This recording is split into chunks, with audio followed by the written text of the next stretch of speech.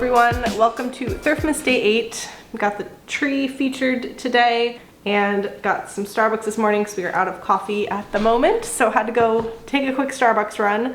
But the very first thing I want to get done this morning is logging all the sales I had over the last couple days from Poshmark and eBay onto my inventory spreadsheet. So I'm going to record my screen and show how I do that, and then I want to get those packed up and take those to the post office before I head to lunch with my mom and sister pretty soon. And then I also need to take that Christian Dior two-piece set to the dry cleaner.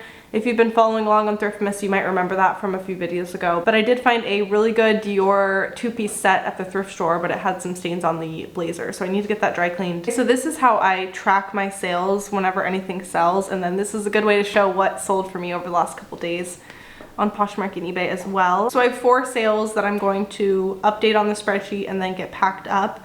The first one is this icebreaker short sleeve shirt. This sold for $19.01 on eBay. Kind of a funny offer, $19.01, but I of course accepted that. And then let's see, the transaction fee is $3.71. So I'm gonna go over to my spreadsheet and then just search icebreaker. This is it, I believe. The short sleeve performance, salmon pink large, yes. Alrighty, so I'm going to mark this as sold, and this is the color I use when it's sold but I haven't shipped it yet and I haven't delisted it on the platform it didn't sell on. So this is like kind of it's sold but it's not complete yet. So when I see this color, I know I either haven't shipped it yet or I haven't updated it on either eBay or Poshmark, whichever one it didn't sell on. I haven't updated that it's sold. So I'm going to hit, I hope that makes sense. And then when it's done with all of that, once I've shipped it out and delisted it on the platform it didn't sell on, then I will come and make it green, and then that's how I know it's sold, complete, everything's done with that. So this is kind of the interim sold, that blue, purplish blue color. So it sold for $19.01. The platform fee, it automatically does that platform fee for eBay because I had it at I think like 10% originally. That fee is never right, so I probably should just remove that, but so far I have not. It just is always, it always varies on eBay. So this is $3.71 is my platform fee. And so then for shipping, I'm going to assume that the buyer's shipping cost covered shipping. If I do end up paying more than what the buyer paid in shipping, then of course I would add that in here. But I'm going to assume that the $6 they paid will cover shipping. The date sold was the 12th. So that took 22 days to sell, pretty quick flip. And now that one is fully logged in here. Then the next sale was this C by Chloe denim mini dress. I've had this one listed for a long time and it finally did sell for $30, full asking price on eBay. And this was actually before I switched to flat rate shipping on eBay, so the calculated shipping cost, kind of a creepy number there, but yeah, the buyer paid for shipping. It should cover the cost of the shipping for that item. So then the transaction fee was $5.63. So I'm gonna go back over here, type in C by Chloe. See, that one was quite a long time ago, just being so far up on here. So again, that status, this one sold on eBay as well. Sold for full asking price at $30, and then the platform fee or transaction fee was $5.63. No shipping, assuming that the amount that the buyer paid covered shipping. If that changes, of course, then I will adjust it. So that left me with $22.80 in profit. This one sold yesterday, $12.13. And that one took 729 days. Not a good pickup. I actually remember getting that at the bins in Hackensack, New Jersey. So that was quite a long time ago. And the storage location is listed here. So then I'll go to my inventory closet and pull that out of the bin. So that was a good profit in the end, but wow, that one definitely sat for quite a long time. Then I sold this pair of Lululemon ABC joggers. They sold for $50, left me with $40 in profit before my cost of goods was taken out. So I'm just gonna type in ABC just because I'm assuming that's the only thing. Yes, Lululemon ABC joggers. All right, so again, that's the status. Then for Poshmark, it will automatically take out the right fee amount. So it sold for $50 and Poshmark takes $10 of that. The buyer pays for shipping on Poshmark and it covers it fully, so I know I won't have to update that. It sold today, 12/14. It took just over a month, pretty quick. So I'll pull that out and I'm gonna actually filter these by date sold so I can see everything there. And the last one to sell that I will need to ship out today is this mother sweatshirt. And actually, let me go ahead and click on this so you guys can see it a little better. This was the pair of Lululemon joggers and it still had the rip tag. Definitely a little bit of a newer style. So then for this one, it sold for $85 on Poshmark. I actually wore this one a few times. I really liked this sweatshirt a lot, so it was super cute. I'm glad it finally sold. Sold really well for $85, so great sale. And let's go to Mother. There it is. On Poshmark, sold for $85. And buyer paid for shipping. Sold today, 12/14. Took 141 days to sell. Alrighty, so I'm gonna save all that and then filter again by date sold. Then there are the sales. So the ones that don't have a storage location, they're either pretty recent and I haven't given them a storage location yet, they're just in an IKEA bag, which is the case for this one. Or the case for this one was I actually pulled it and wore it a few times, so I'm actually washing it as we speak, and then that will ship out today. So those were what sold for me on Poshmark and eBay over the last couple days.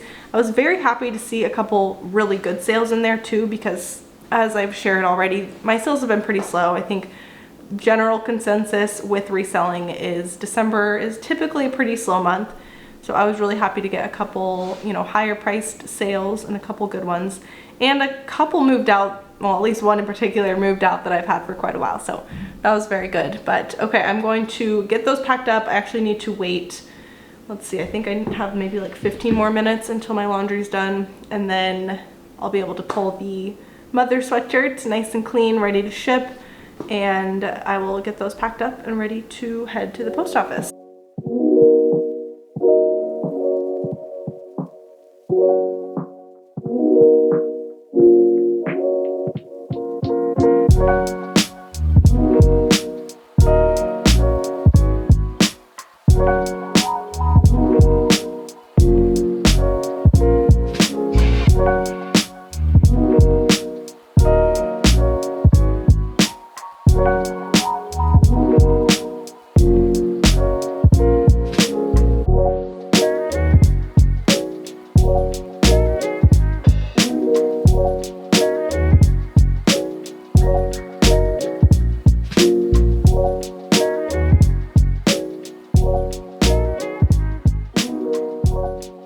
Back home and want to get some of this inventory put away into the new buckets that I got last weekend.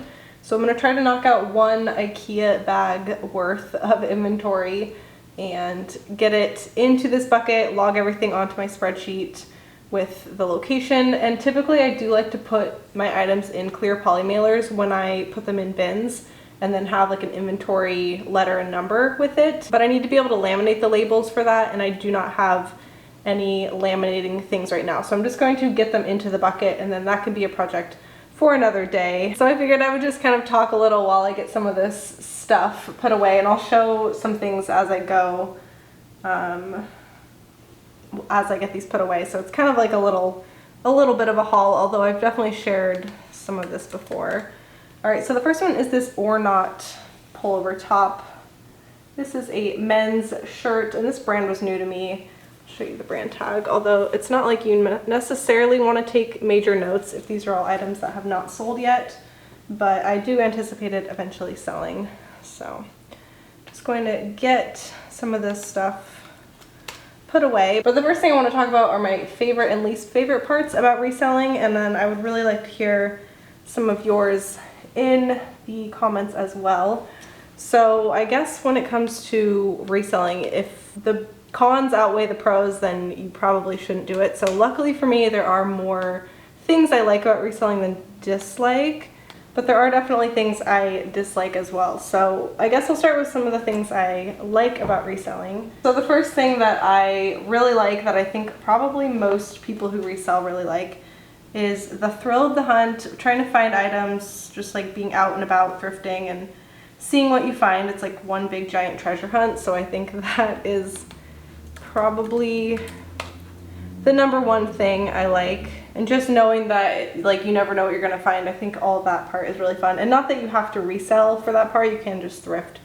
But when it comes to reselling specifically, that is certainly one of the most fun parts, because as I'm sure many of you know, there are quite a few not so fun parts as well. So definitely the thrifting part, just like going out and seeing what I can find, is certainly one of my favorite parts. And then also learning new brands and new styles, and just having a reason, I think, to stay a little bit more on top of like what's trending and new brands and things like that. Like, it is kind of funny how some of my best-selling brands now, like Viore, is a brand I didn't even know about like probably a year and a half ago. So things are always changing, and it's definitely fun to learn a lot of new brands and styles, especially if you're interested in fashion at all. Then I think that part's really fun. Another thing I really like is, I guess, just the more like purposeful part behind it. Knowing that you're taking away a little bit of what ends up in the landfill, I guess, is another good thing about it. There's some purpose, and I don't know, just that of course feels good to have like even a small positive impact environmentally. Community is also another part I really like, even though I would say pretty like reserved overall into myself. I have met a lot of people who also resell or like out thrifting and stuff, who, you know, it's just cool to know that there are other people doing what you're doing, even though it's a very I don't know what the right word is. Like, it's something you really do alone a lot of the time, but it's cool to have people you can talk to about it, or, you know, are doing something similar to what you're doing. I think the community aspect of it is cool. I've definitely found that more at the bins and on YouTube than on Poshmark or eBay, but I know some people have found that on, you know, the reseller apps, and I know that Whatnot is another platform that a lot of people have found, you know, a community. And of course the extra money and the, you know, kind of reason to flip clothes rather than just thrift them and keep them all is the part where you actually make money from it. So that is a definite benefit and positive as well. Sure, there are quite a few other positives and things I love about it. Those are kind of what mainly come to mind. As far as my least favorite parts go, I think what I'm doing right now, like the storing of the inventory, having to dig through the inventory when something sells, like anything that has to do with like inventory storage and organization, I really don't like that much. That's definitely one of my least favorite parts about reselling. Going to the post office is another one. I don't know why, I just do not like having to go to the post office.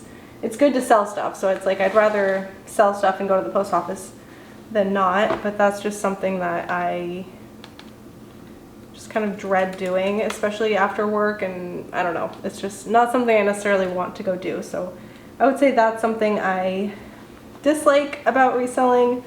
And then also dealing with returns, don't like that at all. It's certainly nice when returns are few and far between, which I feel like they are for the most part pretty few and far between, but when they happen, it is a little bit of a hassle to then have to get the item back, you know, I don't know, relist it, do all that. It's, again, not that big of a deal, but still just one of the things I don't really love about reselling. I would be really extra curious about your least favorite parts about reselling. I feel like, or definitely leave your favorites as well, but I'm curious if you have any particular least favorites that just really are not enjoyable to you. Because I do think that a lot of people who don't resell think it's just like shopping and that you're just out shopping, and that's a very small part of it. So yeah, let me know what your least favorite or favorite parts about reselling are. Okay, the next thing I want to talk about are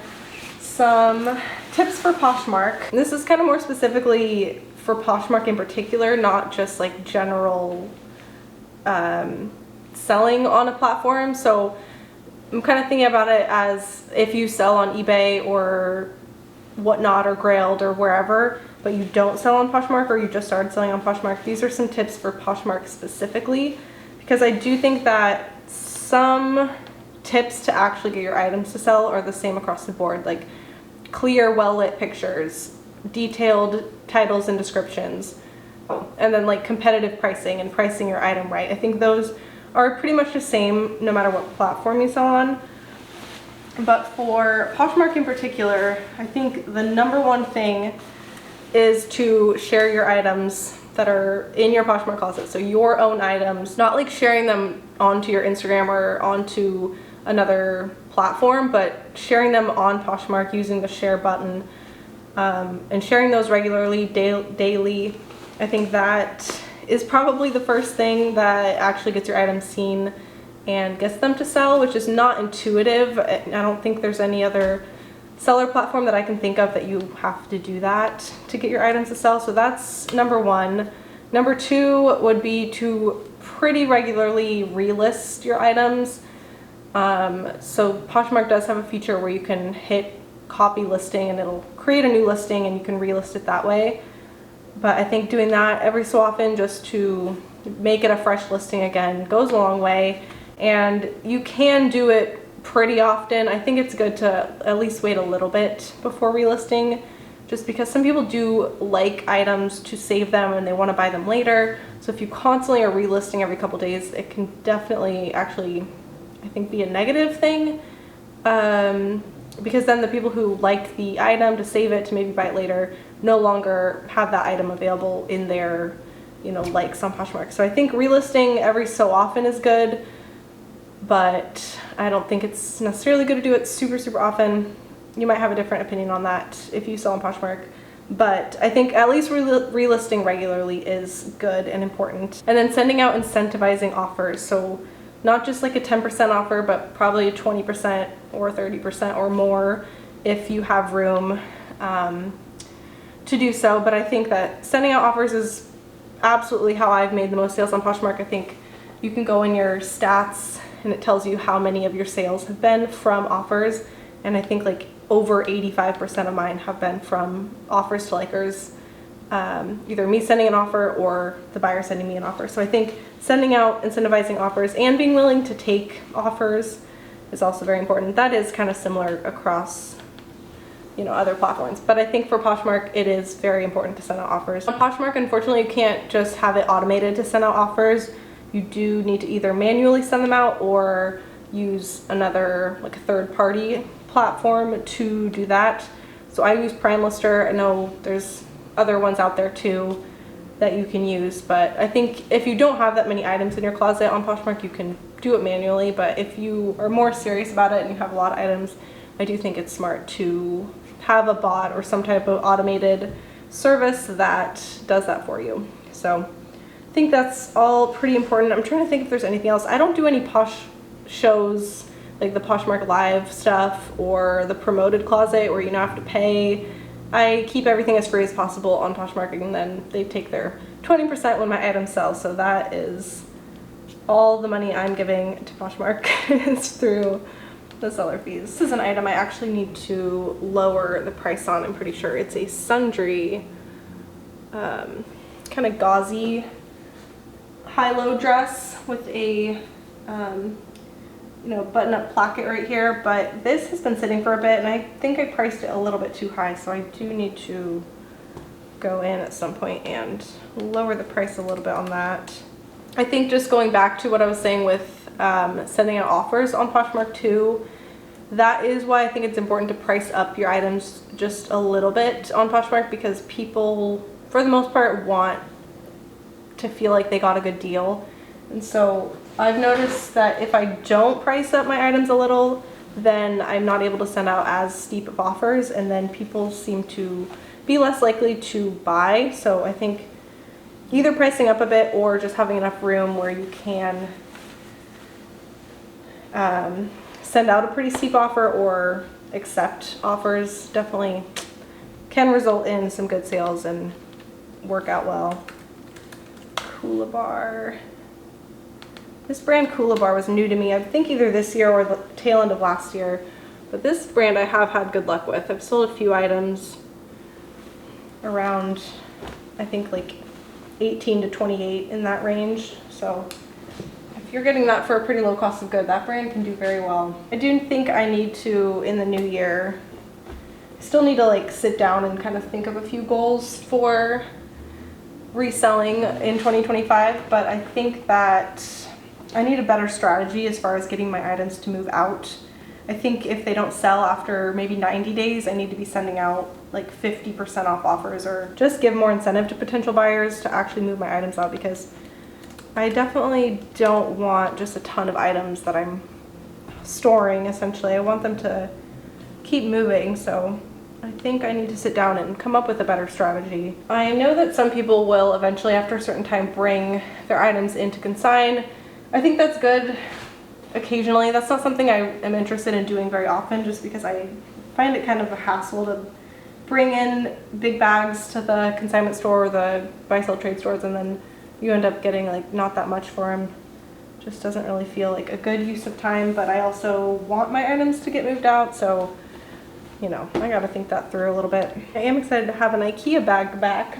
Been kind of using my IKEA bags as like storage, so that'll be good. I do not know how this hasn't sold. This is probably the cutest item I have in my inventory right now, and I am just so surprised.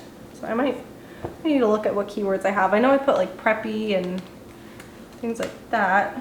All right, one bin down. That's it for this video. Thank you guys so much for watching, and I will see you in the next one. Bye.